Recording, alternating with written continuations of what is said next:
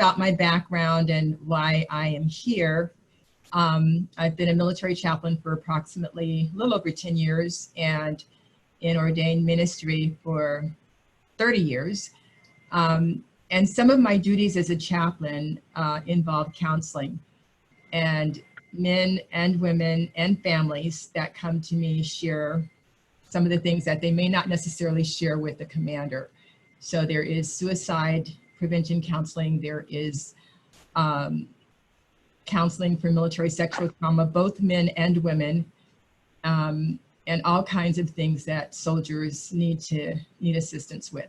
So this comes from all of those pent up psychological and emotional things that people experience that stops them from being their best and stops them from feeling like they matter.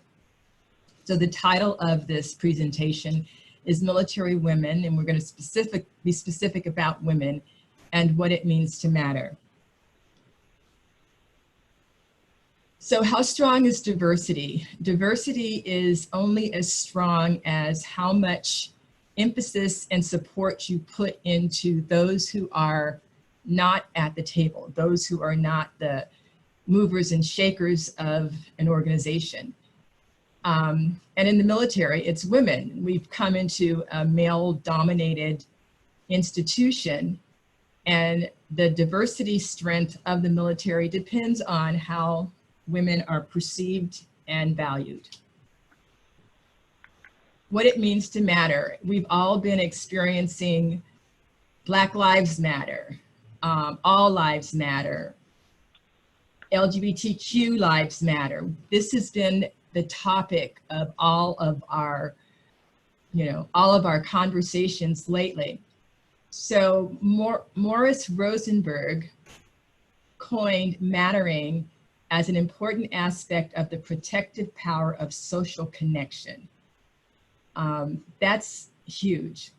If we do not feel like we matter, then we lose that social connection.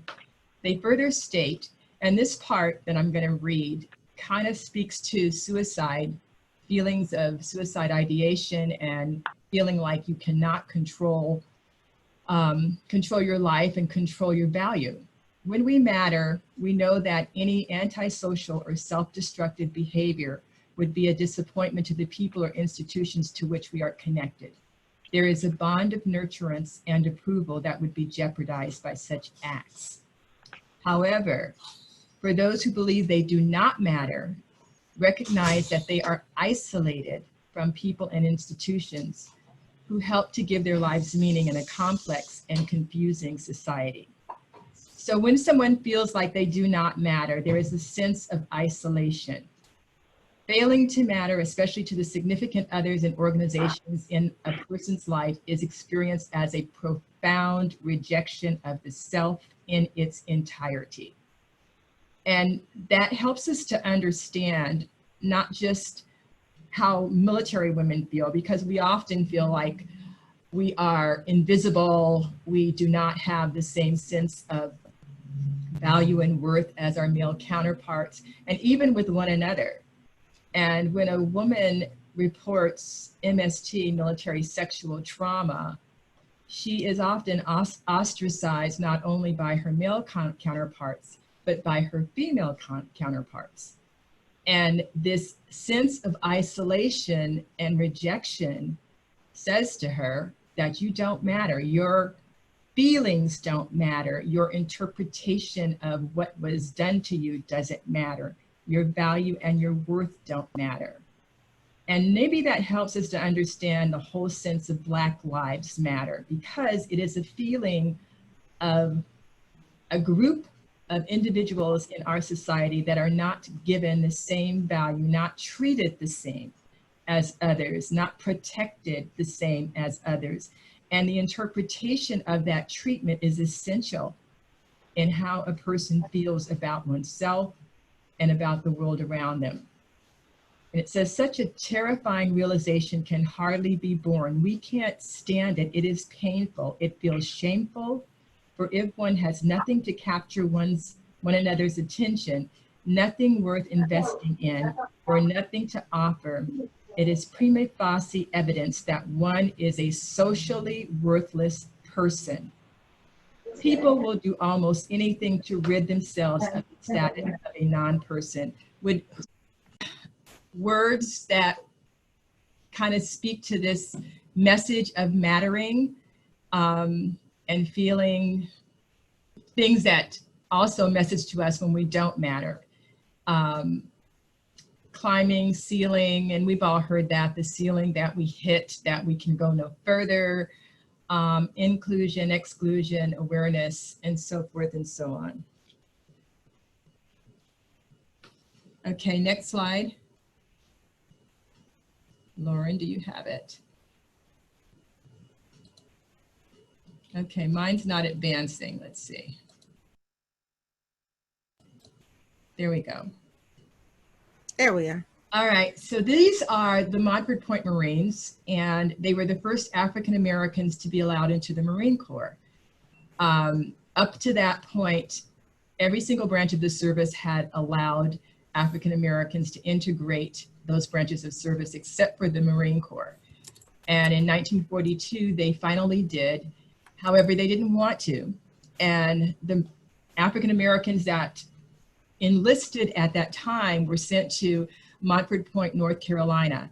They had to build their own barracks, their own outhouses. They were given the worst weapons.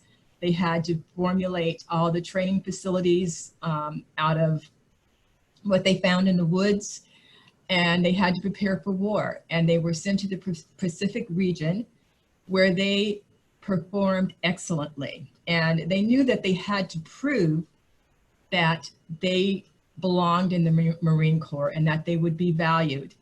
And there is a picture that says, "Thanks, Montford Point Marines." We know how racially influenced our nation was back in the 40s. And no one wanted to serve with these Marines. No white officers wanted to lead them. No white Marines wanted to serve with them. But when they got into combat, that was the great leveling instrument, because they were there to fight alongside all of their Marine brothers and make sure everybody came back. And that was a way that they were able to bring back to America that they mattered, that Black people mattered, and they are valued. Okay, women in the military. Women matter. Women came into the military, and often men saw women as we should be home cooking, having babies, being domesticated, and not being warriors. But women are just as essential in every endeavor as men are. And these are women that show their commitment, their faith, their dedication, and their leadership, and that they matter. Training matters. These are some fierce ladies. The caption next to their picture: "Warriors are those who choose to stand between their enemy and all that she loves or holds sacred." And we are every bit as dedicated, as strong, as fierce, as deadly to our enemies as men are. And we take training seriously. Preparation matters. Yes, women are different. We don't have the upper body strength, but we prepare. We prepare to meet the challenges of the military, to meet the challenges that men meet, to embrace those challenges, to not ask for anything more because we're women, but to not be treated differently, to be given the same amount of preparation and the same consideration for our preparation.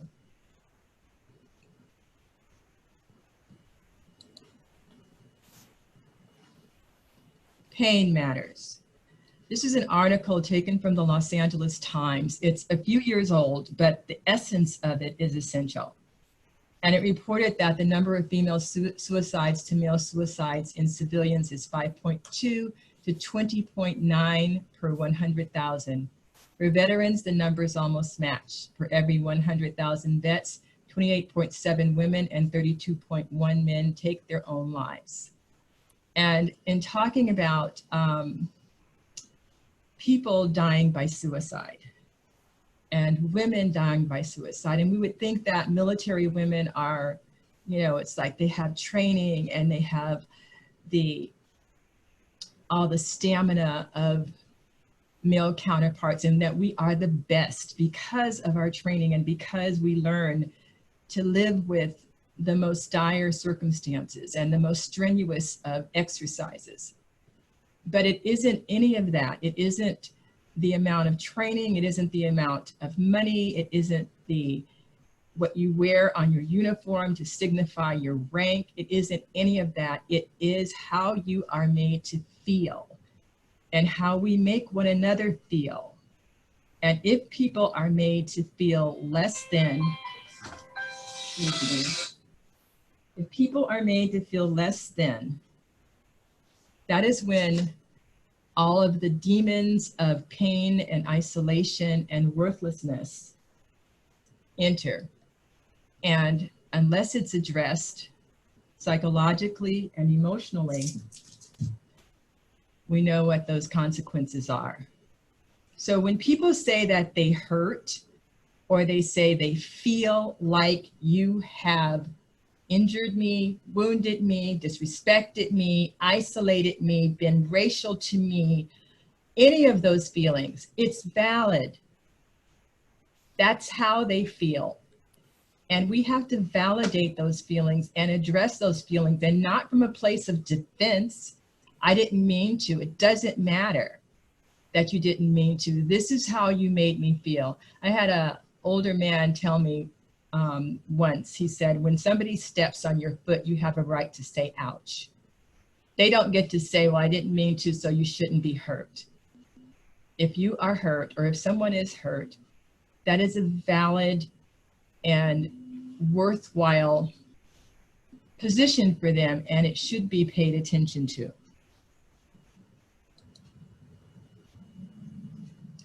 When life no longer matters, the ultimate. This is a poem written by, she was a soldier, Mary Agar. The poem says, only I can define my pain.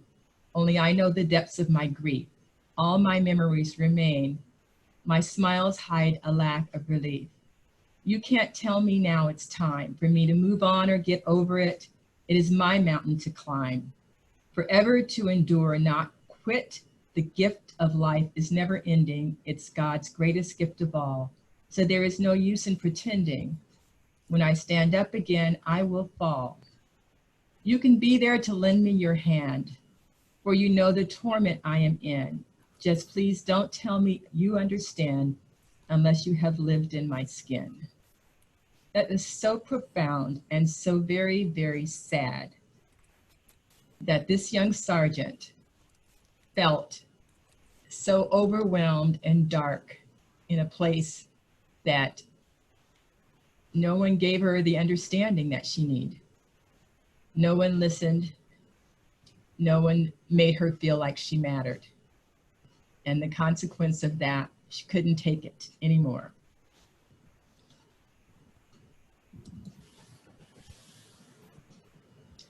These are some extraordinary women who have paved the way for all of us. Major General Marcia Anderson, she's the first Black female reserve officer to obtain the rank of Major General in 2011. And her message is, leaders in the military need to get outside their own personal comfort zone. It's important for us to start talking about mentors making themselves uncomfortable, because they're going to learn something too. And we are to be mentors to one another. We are to be mentors to the young women that are coming up behind us, to our children, to our communities, and to life in general. We have extraordinary gifts and extraordinary strengths, and our positions matter. All of us here on this call and everyone that you know has some position of responsibility, or authority, and that position is an extraordinary place for you to make other women feel like they matter. General Flora Dapino, 39th Judge Advocate, United States Army. She was the first female to obtain this position, and she didn't get it because it was handed to her. She got it because she is an extraordinary woman that mattered, and she used what she knew, all her strengths and all her training, but her sense of self and the people that stood behind her and helped her to get where she needed to go. Okay, these are women like many of us who have served with them, know them, supported them. They exhibit leadership, determination, trust, vigilance, courage, compassion, respect, strength, loyalty, integrity, and honor. Women matter. This is a letter that Karen Ziegler wrote in 2018. And she says she was at an Oprah event listening to her speak about life and love and challenges and triumphs, the good, the bad, and how life is incredible and sometimes it's not. Quintessential, amazing Oprah stuff. Then on the screen behind her, this popped up. Every one of us is looking for the same thing. We want to know we matter. How perfectly timed this was, because at that exact moment, I was feeling like anything but someone who mattered. I was feeling left out and ignored. I was feeling like everyone was looking through me like I wasn't even there. I was feeling like I didn't matter. I want everybody to think about a moment, a time, a situation that made you feel like you didn't matter. Anybody care to share? Okay, I'll share mine. So I shared with you that I'm a chaplain in California State Guard. I am the only African-American female chaplain in the California State Guard. And a few years ago, several years ago, I decided for morale's sake, and actually this was a time when all of us were doing a lot of casualty notifications. So we were like really stressed out, and like around 2010, 2011, 2012. And we were doing notifications, not just for the Guard, for the Army, for the Marine Corps. We were very, very busy, and it was a very, very difficult and sad time. So I decided that I would get some donations from some of the other chaplains and that we would throw a barbecue. So we did. We all got our money together, and we cooked the meat and got some beverages and had a big, huge barbecue at Los Alamitos Joint Forces Training Base. And one of our soldiers died, and she left because the barbecue was such a success. She left an endowment for us to do this barbecue every year because she thought it was just really, really good for the morale. And everybody got together and just kind of like, you know, chit-chatted and wind it down. And eventually it became the commander's barbecue. So we hosted it every year. And as a result of our hosting the barbecue and making sure that all of the details were seen to, and it was always a success, I would get asked to do the change of command ceremonies for commanders. And first couple, it was like, cool, sure, I'll do it.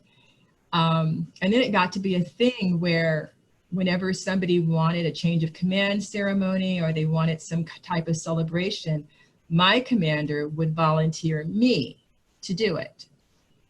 So I felt like, wow, I mean, like not even asking me, he would just volunteer me, and then he would send me an email and say, this is your next assignment. And it made me feel like I didn't matter. It made me feel like what I had done to initiate all of this, to support our soldiers, to support the commander, because I wanted to help and I wanted people to feel better, turned into a catering service, a service of maid service. So I finally said to him, are you giving me these assignments because I'm Black or because I'm a woman? And he just stopped and he said, no, no, no, no, I didn't mean that at all. And I go, well, you never even considered, number one, can I do it? Do I want to do it? Yeah, I know you're the commander, but it was very demeaning to me that my feelings about giving this assignment, because I wasn't the only chaplain and I wasn't the only female. There were officers in our unit. We have religious affairs specialists that are sergeants and so forth. And I was the only one that was given this assignment. And yeah, I could have been reprimanded for my question, but I was at a point where I said, I don't care. You don't care about my feelings, so I am going to have to stand up for myself. And at the very least, ask this question to make you think about what you're saying, what you're asking of me. And it did. We did have a conversation and he profusely apologized and said that was not what he intended. And until we start having these dialogues, until we start standing up for what we think, what we believe, what we feel, and people having compassion and understanding, and it isn't that we're going to be perfect or we're going to get this right, but what we have to get right is being respectful and giving each other the space to say, this is what I intended, and I'm sorry if I hurt you. That's not what I intended to do. And I respect your feeling. And thank you for helping me to do it better. That's what mattering is about, both as the person that is hurt and the person that does the hurt.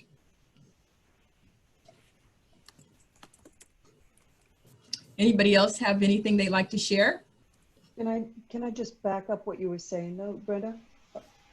This is Stephanie Stone. Hi, Steph.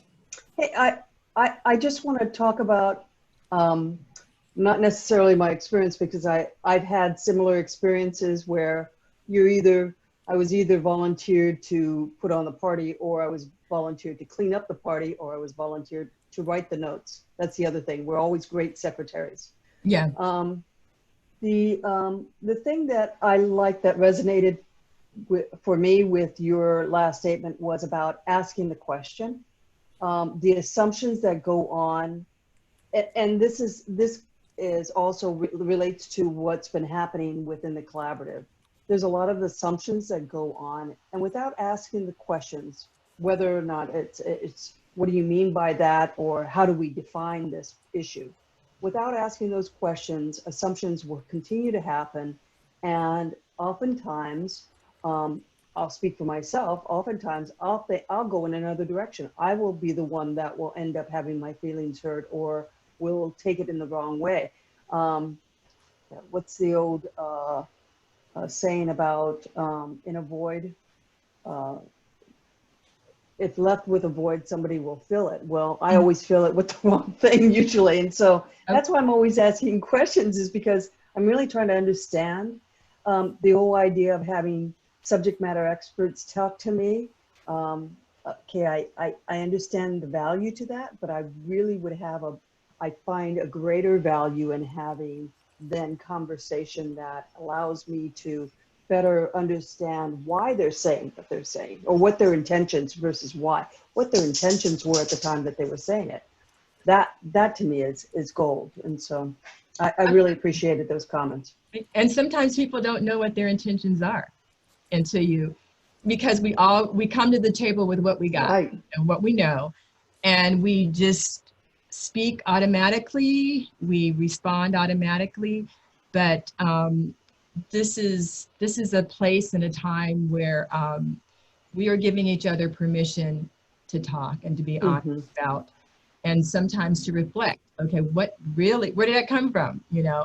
I work at a college, and we've been having dialogues, especially everybody's been having dialogues since George Floyd's death, and the questions were, is faculty, is staff, are administrators, do they speak in, racially devoid terms to students and to one another? And people were saying, wow, you know, I said XYZ and didn't know that it meant something negative. And, you know, racism isn't always obvious. You know, it isn't always clear. And sometimes it's not even always clear to the person that's talking until somebody says, that was hurtful, or that was demeaning, or that made me feel a certain way. And we are in a better place for all of the very painful things that have happened this year. It has, like, you know, my grandmother is old. Like, if you had an infection, that you cut it open and let all the crap ooze out of it. Right. We're oozing. We're oozing. Thank you, Steph. Anybody else got any comments or questions? Okay, we'll keep going. Look at these beautiful ladies. Their service matters.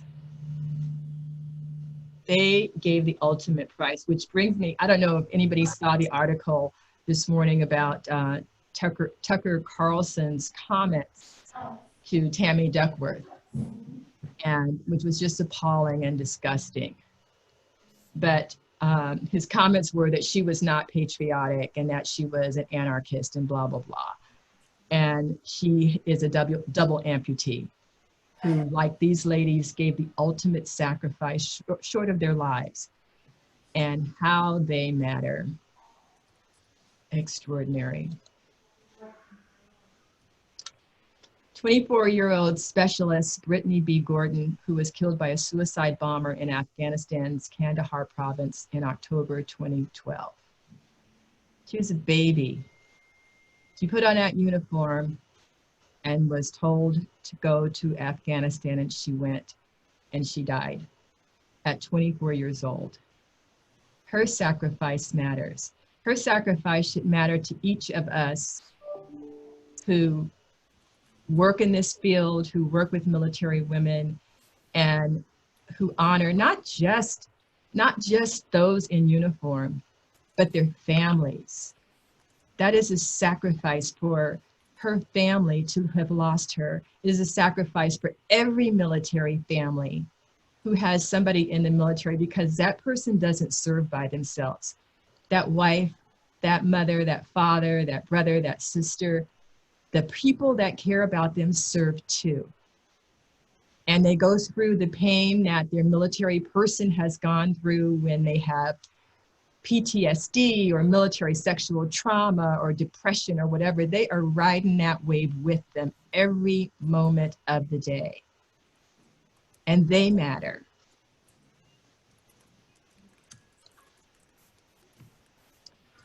Extraordinary women, from Harriet Tubman, who was a member of the Union Army, to Joan Higginbotham, a NASA astronaut. But look at these women. B. Arthur, she was in the Marine Corps. Commodore Grace Hopper, I think she just died a few years ago, from the Navy. Charity Adams, and Second Lieutenant Emily J. Tatum Perez, just graduated from West Point, I think it was last summer. These are extraordinary women who have shown the world that we deserve our place, that we matter, that we are extraordinary human beings. But we got to be extraordinary human beings to one another. Women in the military service matter. When we think about suffragettes and what they stood for and how the barriers that they had to overcome so that we could be here, so that we could be doctors and lawyers and soldiers and sailors and airmen and Coast Guardsmen and all of the things that we are. We owe it to them, we owe it to one another to say thank you for helping us to matter. These are some resources, if anybody wants to take a screenshot of that, or needing to go to Women Vets for the VA, Service Women, Veterans Crisis Line, or any other resources. Bob Hope Patriotic Hall, a lot of them you know. You need to contact me. I am perfectly and extraordinarily willing to help anybody out or to give you more resources. And if there are any questions, we will take them now or discussions. The floor is open. Questions, discussions? Steph? It took me time to find my mute button. I was going to ask about your experience, what you're seeing amongst women, women veteran students. About if they have you found that they have any unique needs that go beyond what other communities have reported? Right now, the women veteran students are very emotional. They are, we've had a bunch of them that called us 4th of July. Fireworks were just stressing them out, having to talk them down, not from necessarily suicide, but just like, I can't stand it. They're isolated. They can't come to class. They can't come to campus. And we've been fortunate that we've got a pretty solid center here that the veteran students come and hang out. We used to cook and have lunch and party and do Zoom meetings and really have a place that kind of centered everyone. And now that's been taken away. Several of the women veteran students have children and they're having struggles with who's going to take care of my kid. I can't work. Fortunately, El Camino is a really supportive institution, and the foundation has given several of them some financial assistance that's helped them through the coronavirus. Not wanting to come back to school because of the COVID scare, but wanting to come back to school because of needing to connect and needing the socialization. And so they're like caught in this place that is not stable. And I don't know about I'm pretty sure the non-veteran female students are going through the same thing. But for veteran students, it's that feeling of dread that they know in the military it's like exponentially overwhelming them. And I'm really looking for a way to, I'm sorry, my puppy in here is going crazy. Are there any resources or services that the providers on this call can be a part of for women students, women veteran students? Specifically, I'm looking at the gender issue, whether it's racial in nature or gender specific. Again, I apologize. oh, that's okay. Are there folks on the call that have an answer? We have been working, well, we've done a couple of things. So we've been having Zoom meetings with them. We've done some karaoke. We've done some kind of virtual comedy shows, which is helpful. And we've also connected with Dr. Snetter from US Vets, who did a big, huge conference down at Cal State Fullerton, and we're trying to get the 7th district for the California community colleges to partner with her. Well, they want to partner with her to find a time to do it. And what she did was she had 130 or so students on the call, and it was just an open forum for people to talk about whatever it was that they were going through. And then she helped them to navigate those waters psychologically. But she said it was 2 hours, it was really draining, but people got to unpack. And so we've done some of that here. Our student health department has done a bunch of Zoom meetings that they've been able to make available to all the students, not women veteran specific.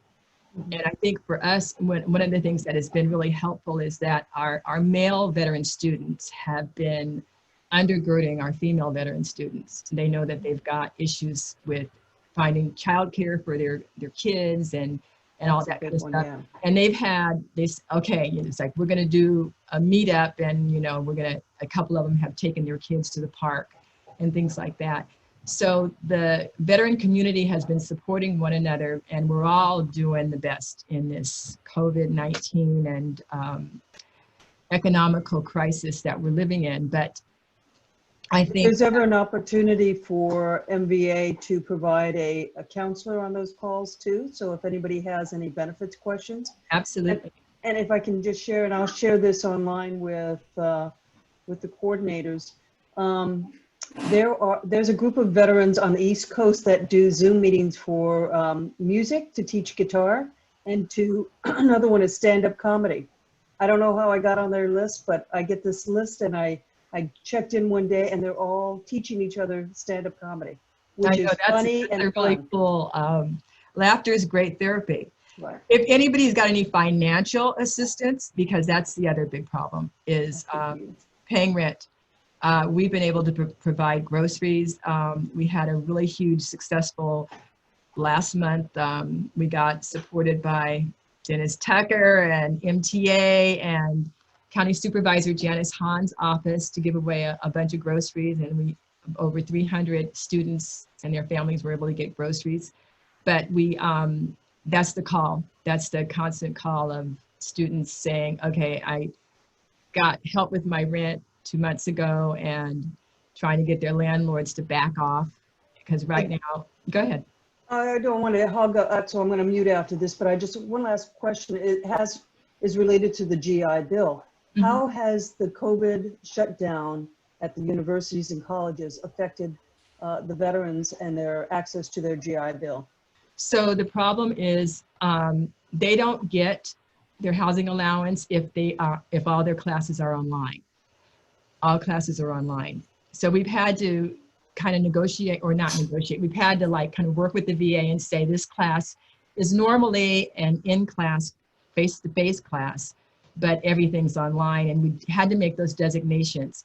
Fortunately, the VA has relinquished overseeing those programs, because it's called CSAVE, California Student Veteran, I forget the rest of the acronym, but they relinquished overseeing the educational programs of the veterans and their benefits last year, and the VA took it over.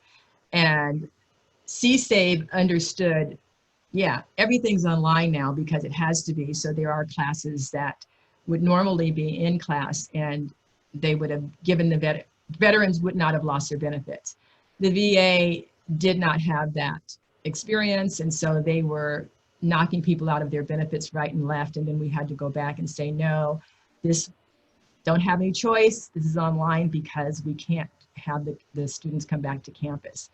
So that's been kind of a case-by-case fight with the VA, but as of the end of this month, they will no longer be overseeing that. They will just be making the payments based on the billing. Hey, Brenda. Hey, Dee. How are you, sis? Good. How you doing? Great presentation. Thank you. Thank you. Quick question. I don't want to assume, due to COVID-19, and obviously, being in the military, we manage time pretty good, so we can kind of have a job and go to school at the same time. Is part of that stressors for the women veterans or for the veterans at El Camino unemployment? There are a couple of female vets that have talked about wanting to get a job, but with the females, it's not both. It's go to school or work. Or work, right? It's one or the other. Yeah, they're not like a couple of the guys. They do have some jobs, but the females, it's go to school or work.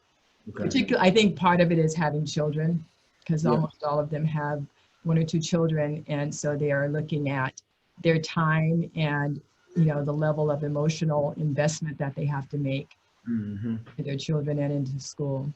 Well, I just wanted to, put in your pocket. Obviously, you already know, but just as a reminder, my current day job at Metro, we do the employment piece as well. But I can certainly bring in other employers aside from Metro to really talk about maybe helping those veterans transition from once they graduate from school to a job, right? I think that is probably one of the biggest focal point for me. As much as the resources are necessary and needed, a lot of the stresses will be probably put to rest with employment opportunity. And so for me, Absolutely. Thank you. I just want to address that and make sure that you have that. Last point to consider is if you have any issues with um, the VA and educational benefits, and I've recently been appointed to the federal VA oversight board, and I certainly have the air of Washington, D.C. for the greater Los Angeles. Oh, beans. And so I would like, if you need me to, I can lean in with the VA to make sure those veterans, because I think there's a VA message out there that really allows the veteran to still get that stipend. I may have to search for it, but there has been, I've seen some COVID-19 pandemic things circulating around. And so let me look in my inbox and maybe I should email you what I can find. Thank you. We do have a program that was being offered, and it's a certificate program, and the VA doesn't pay for certificate programs. Yeah. But it would be really a good program because they get paid well. It's kind of a on-the-job learning program that's offered by the Army. And we've written to ask for consideration for this, and it's like, no, if it's not part of their academic program, it's not part of their major, and it's a certificate, they will not honor it. But it's like, how do we get that conversation for, it's like, you know, don't be so hard. This is a good opportunity to support veterans. Right. Not only I'll that, this get is that such a information. unique situation right now. This is Yeah. a once in a lifetime situation that we're in, unfortunately. And Tucker, because that affects so many of us and so many of our clients, could you pass that along to the leadership? I see Jim on the call right now. So Jim, would you get that out to the rest of us so that we could pass that on to our clients? That'd be awesome. Yeah, once I find that memo, sis, I'll send it out to That's huge. Thank you. NVA leadership as well, but LAVC folks as well, so they can kind of disseminate that stuff to the lowest level. Thank you. Any other questions or comments? Hello, everybody. Can you hear me? Yeah. Can you hear me? Am I too low? I'm trying to speak. Low. I'm trying to speak louder. There you go. Esperanza Perez with the East LA Vet Center. I'm a readjustment counseling therapist at the East LA Vet Center. And just wanted to share that I facilitate a group for women veterans, combat and MST. And I also facilitate a group for significant others for women. And that's the times. I can send the flyer. Sorry about that. So I can send the flyer later to the group so you can have it. But just want to let you know. And then the ongoing conversation for the women veterans right now is MST and Vanessa Guillen's story. So it really just is a support group and organic conversation of current times, including COVID-19 and stress management. So I just want to put that out. Thank you. Thank you. Send that to me and I'll put it in the chat box. And when we have the roll up, we'll definitely put it up. Just giving you guys a heads up, it's 9:50. We have 5 minutes left. Can I just mention in relationship to Esperanza's project, we are working with the David Lynch Foundation. David Lynch, if you don't recognize his name, is a Hollywood director, and he has a foundation, and he's a believer in transcendental meditation. He is going to sponsor up to 100 veterans to take the course, and this is a very, very expensive course in TM. In fact, Jim, you may also know of this because DMH is sponsoring the foundation to train school-age children. But this is coming straight from the foundation, straight from their pockets to train veterans. And so we're just in the planning stage of this, and they're passionate about women veterans. So they want to ensure, and they're going to do a study around it. And we're talking to RAND right now to be able to be the researchers on this process. But I would love to talk with you, Esperanza, and anyone else that's on this call to ensure that we have good representation of our gender in the process. Thank you. Yeah, just real quickly, I actually went through the David Lynch Foundation to learn Transcendental Meditation over 5 years ago. Wonderful experience, and they break it down in terms that even I can understand. So you really know kind of what effects it's having on you, why it's having those effects, and just great overall process. So I would recommend that to anybody. Well, that sounds great. I'd like to hear more about it too. 9:52, you guys, get it in. Brenda, just related to the topic of representation, I've seen it less the last few years, but just sort of reminding everyone that whenever we see or hear the narrative of women in combat, but it only deals with since Congress gender integrated the combat forces, that we challenge that notion because women have been in combat for a long time. Long before it was legally allowed. And every so often I still see it. And I see people being, a lot of times it's women writing these articles too, non-service women, but women writing these articles and making sure that even though we're very happy we're promoting what women are integrated into now, just not forgetting that women have always been in combat. And Sure. That it was never something that existed once it was allowed, and other sort of things like That's why I put in Harriet Tubman. yeah, and also I hear things like women weren't in this force and I'm like, yeah they were, and there's still a lot of negative pushback when you start saying that to things, but I've even seen it in a lot of like high-level professionals pushing that narrative, and I'm like, nope. That's why we made one of the points for a Women Veteran Working Group was that we're not going to ask, are you a veteran? We ask, have you ever worn the uniform? Have you ever served? Because far too often, women veterans do not self-identify.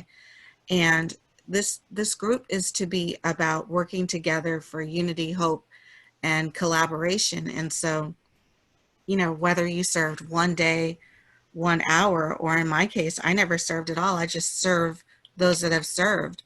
Every voice has value. Ms. Settle, did you have something you wanted to say? Yeah, I saw that someone asked for the contact information for the professional veteran. If there's a website or contact, does anyone have that information?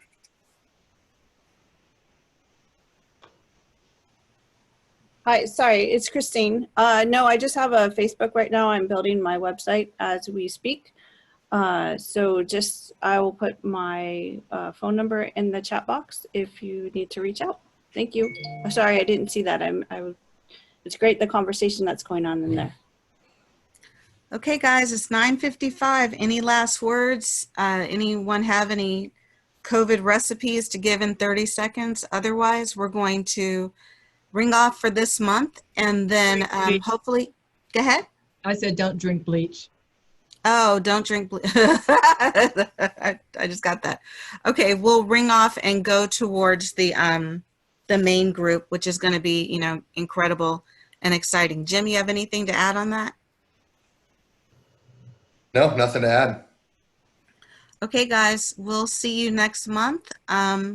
Thank you so much for coming and sharing and being open. And again, this is a safe space for your conversations, and you're all valued here. Be blessed. Bye-bye. Bye. Thank you. Thank you.